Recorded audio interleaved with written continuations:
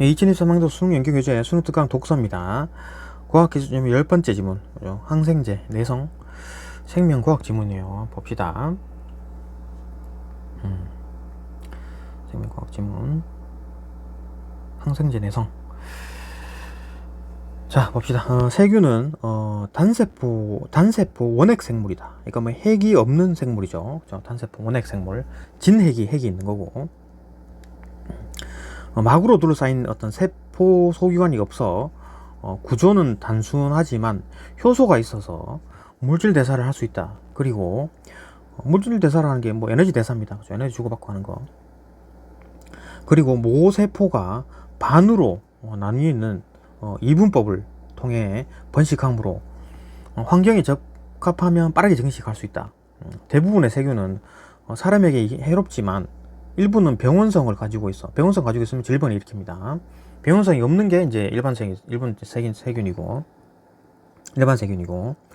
병원성 세균은 소화기관, 호흡기관 등을 통해 인체 내로 침입한 후에 빠르게 증식하여 독소를 생산하는데 1시간 만에 16개가 되는 한 개의 세균 세포는 2시간 만에 250개를 넘어서며 5시간이면 뭐 100만 개. 이거 왜냐면 제곱으로 늘어나잖아요. 그죠? 1개가 2개가 되고, 2개가 4개가 되고, 4개가 뭐 8개가 되고 이런 거니까 2, 4, 8, 뭐 16 이런 식으로 늘어나잖아요. 팍팍팍팍 늘어나는 거지. 그 결과 인체 세포나 조직이 손상이 되고 물질 대사에 이상이 생긴다. 그죠? 물질 대사 뭐 포도당, 광합성, 세포 호흡 뭐 이런 것도 다 물질 대사입니다.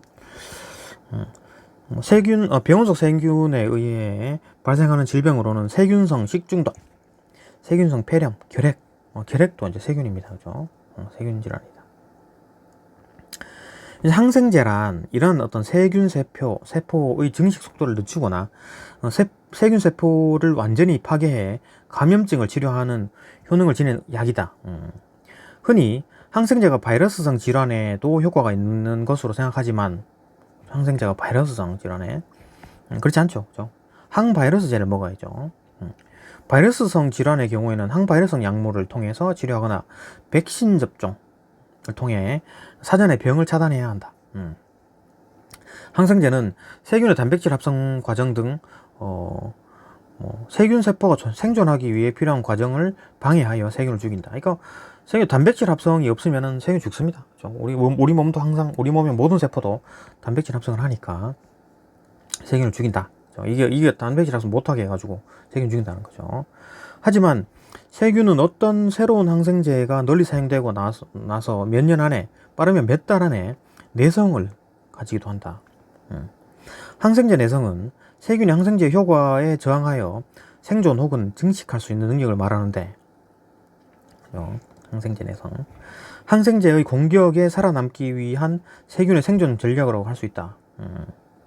세균이 기존에 사용하던 항생제에 내성을 가지게 되면 당연히 기존 항생제로는 내성세균으로 인한 감염 질환의 치료가 어려워지겠죠. 내성세균이 생겼으니까 그 약 먹어도 안 죽으니까 세균이. 이에 따라 내성세균을 표적으로 하는 새로운 항생제가 개발되지만 세로운 항생제에 내성을 가진 세균이 또 나타나기 때문에 세균 감염 질환의 치료에는 항생제와 내성세균 간에 엎치락뒤치락하는 싸움이 되었다. 그러니까 뭐 세균이 여러 가지 종류가 있잖아요. 그런데 이 항생제, A 항생제를 하면은 얘는 죽고 얘 죽고 얘 죽고 얘 죽고 하는데 얘는 살아. 얘도 살고 얘도 살고. 그러면 일단은 좀 확 줄어들었다가 얘가 살기 때문에 얘가 다시 또 막 번성을 하죠. 근데 얘가 A를 먹어도 또 얘들이 사네. 응? 그죠? 근데 다시 이제 B 항생제를 먹습니다. 그죠? B 항생제를 먹어요. 그러면 또 얘는 죽고 얘는 죽는데 또 얘 몇 마리가 또 살아남아.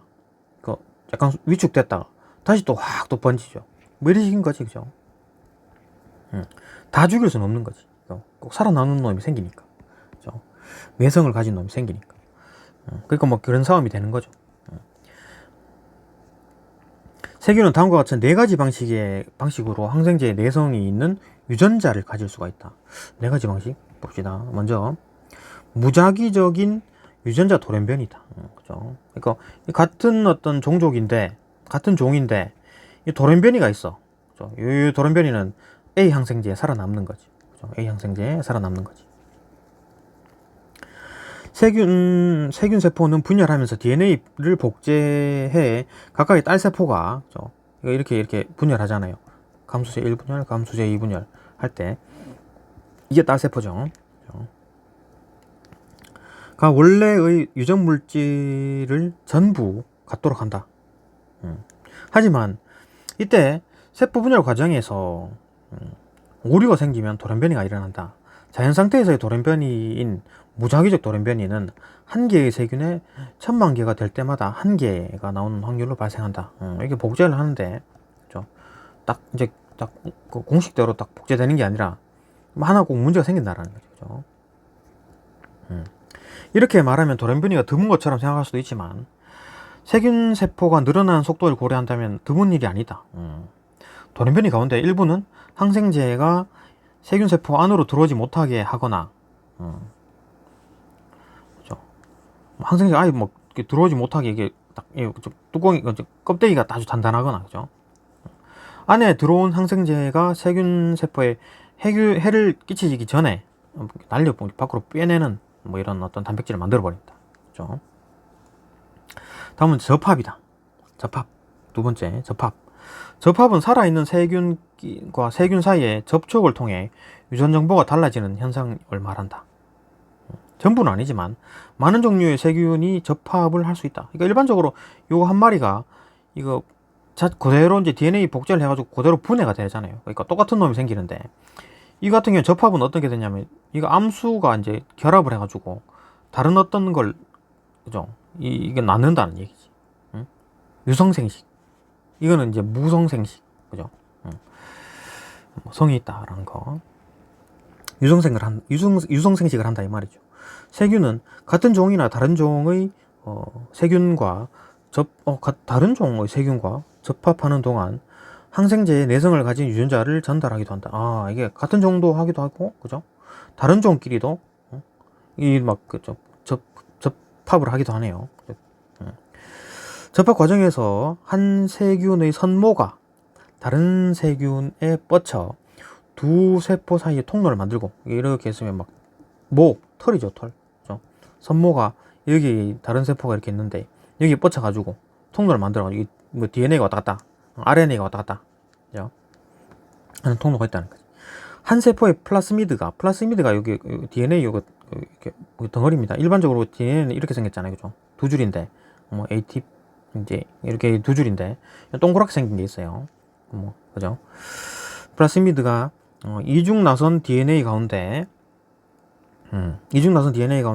한 가닥을 다른 세포로 이동시킨다. 플라스미드가 이중 나선 DNA 가운데 한 가닥을, 이중 나선 DNA가 이렇게 있잖아요. 뭐 사람도 있죠. DNA DNA는 두 가닥이죠. 이거를 플라스미드가 이걸 옮긴다는 거죠. 플라스미드가 이제 옮기는 거예요.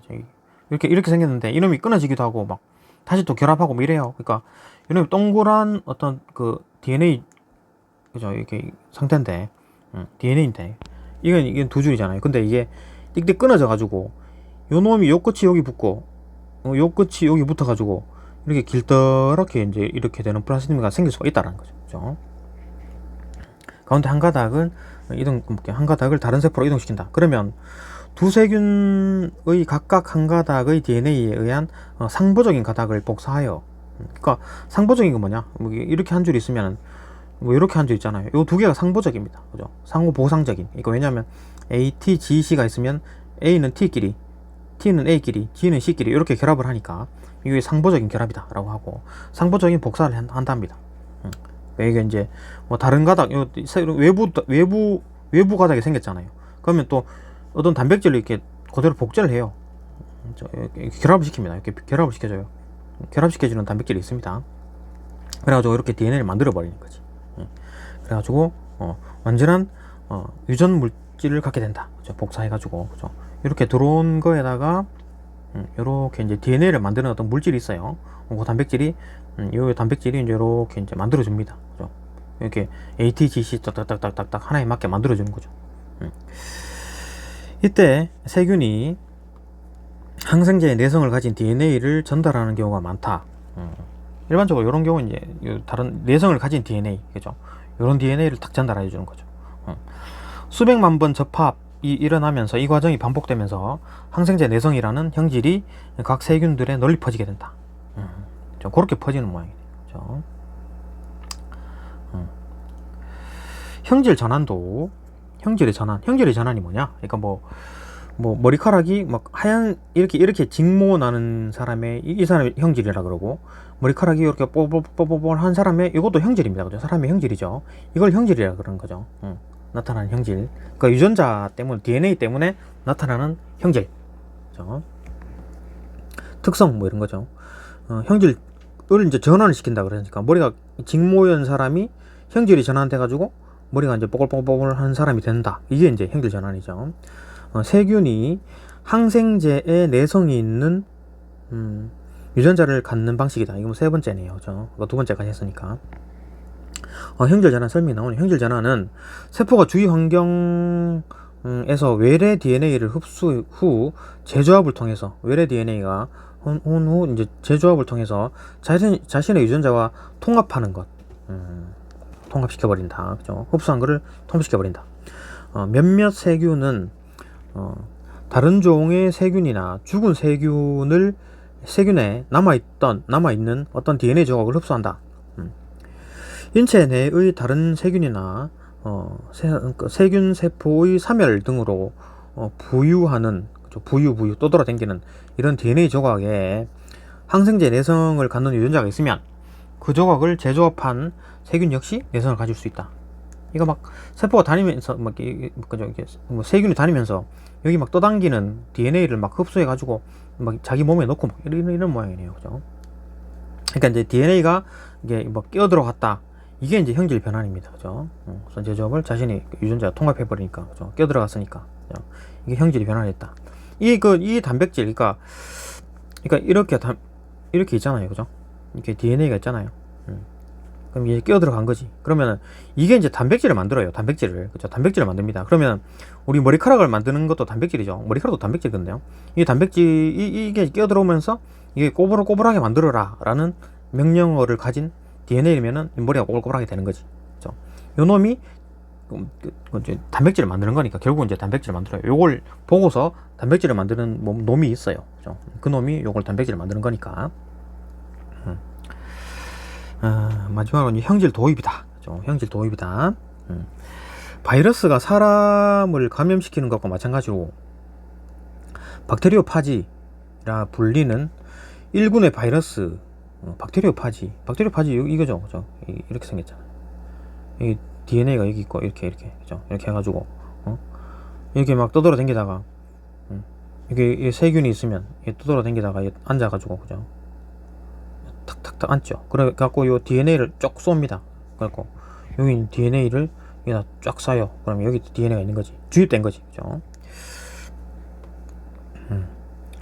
박테리오 파지라 불리는 일균의 바이러스는 특정 세균을 공격해 감염시킨다. 감염시켜가지고 요 DNA가 있으면 여기에 이제 그 세균이 원래 가지고 있던 그 DNA가 있었을 거 아니에요. 근데 요게 이제 들어오면서 이제 여기 끼어 들어가는 거지. 말 그대로 끼어 들어가는 거, 결합을 시킵니다. 결합해주는 게 있어요. 이 안에 또 동글동글한 게 있어가지고 결합해주면 얘가 이제 이제 또 이걸 보고서 단백질을 만드는 놈이 있다 그랬잖아요. 단백질 만들면 얘가 이걸 읽고 만들면은 이걸 또 만드는 거지. 요 놈은 뭘 하느냐? 요 놈을 만들어라는 명령어니까. 그러니까 이게 막 생기는 겁니다. 이게 박테리오 파지가 막 생기는 거지. 그 막 엄청나게 늘어나죠. 그러니까 이제 뚫고 튀어나오면서 이제 세균은 죽는 거지. 이 박테리오 파지는 자신의 DNA를 세균을 공격할 때 주입을 하고 이후 세균이 가지고 있는 항생제 내성 유전자 조각을 그 세균이 가지고 있는 항생제 내성 유전자 조각을 자기 DNA에 더하여 조합한다. 그러니까 그죠? 그러니까 이게 주입한 다음에 여기 항생제 내성 유전자가 있다 그러면은 요거랑 막 섞어 가지고 조합을 하고 이렇게 만들겠죠. 그죠? 막 이렇게 막 이런 거. 막 이런 거 막 만들겠지. 그죠? 섞어가지고. 하여튼 이런 걸 만든다는 거죠. 그죠? 그래가지고, 다른 모든 바이러스 마찬가지로 박테리아 파지는 자기 자신을 여러 번 복제를 하는데, 각각의 후손 바이러스들은 원래의 항생대 내성을 가진 세균에게서 얻은 내성 유전자를 지니게 된다. 어떤 놈은 지니고 있고 어떤 놈은 안 지니게 되겠죠. 그 후 복제된 바이러스 파지, 그죠? 박테리아 파지는 효용성이 다한 세균에서 나오거나 세균을 파괴하고 뚫고 나와버려. 많이 생겨가지고 팍 뚫고 나와. 밖으로 나가 다시 다른 세균을 공격. 그죠? 이 가만히 혼자 있을 때 아무것도 못해요. 근데 세균이 가만히 있다가 세균이 막 움직이다가 여기 딱 닿는 순간 막 이렇게 쏘는 거죠, 안에. 그죠? 그래서 이제 다시 다른 세균을 공격하면서 내성 유전자를 또 다른 세균에 옮길 수도 있다. 여기다 놓고 또 자기 몸에도 지니고 있고 막 퍼뜨리는 거죠. 이렇게 내성 유전자를 지닌 박테리아 파지의 공격을 받은 세균 가운데 살아남은 세균이 내성 유전자를 지니게 된다. 살아남은 내성 지니게 된다. 이런 형질 도입 과정에서 동시에 여러 항생제의 내성을 갖는 어떤 세균이 탄생한다. 또 그런 과정입니다. 그죠? 플라스미드 얘기 나와서 딸세포, 그다음 물질 대사. 예, 보시죠. 넘어갑니다. 문제 한번 봅시다.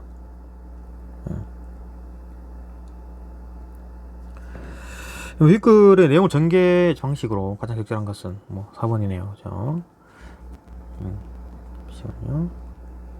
예, 넘어갑시다. 2번. 그죠? 넘어갑시다. 윗글의 내용과 일치하지 않는 것은 5번이네요. 그죠? 넘어갑니다. 3번. A, C에 대한 내용 설명으로 적절한 것만을 보기에서 있는 대로 고른 것은 니은 디귿? 이거만 적절하다. 또 넘어갑니다. 4번. A를 바탕으로 보기를 이해한 내용을 적절하지 않은 것은 좀 이렇게 넣고 뚫고 나오는 모습이, 박테리아 파지가 뚫고 나오는 모습이네요. 그죠? 답은 3번으로 되어 있네요. 오케이. 5번 또 봅시다. 5번. 윗글과 보기를 함께 읽고 이해한 내용으로 적절하지 않은 것은 답은 3번이네요. 그죠? 먼저 보시고 넘어갑니다. 6번. 문맥상 의미가 가와 가장 가까운 것은 1번. 오케이. 또 넘어갑니다. 이거 시간이 좀 길어졌네요. 자, 다음 질문 넘어갑니다.